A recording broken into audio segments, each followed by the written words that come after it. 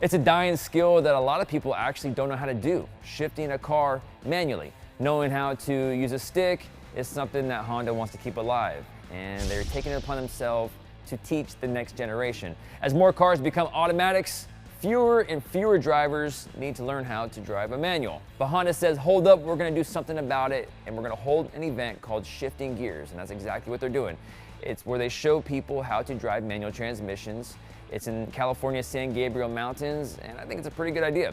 There were 16 cars, and people were able to hop in and learn how to drive in closed lots, or if you're more experienced and you want to burn out, they let you go up some mountain roads. Just joking about the burning out part. But people had several cars to choose from, including the Civic Type R or the S2000 CR. Honda is one of the last manufacturers that is committed to sticking with the manual transmission, and for that, I applaud you guys. My question for you is, what do you think about it? Are manuals a thing of the past, or do we need to keep them around?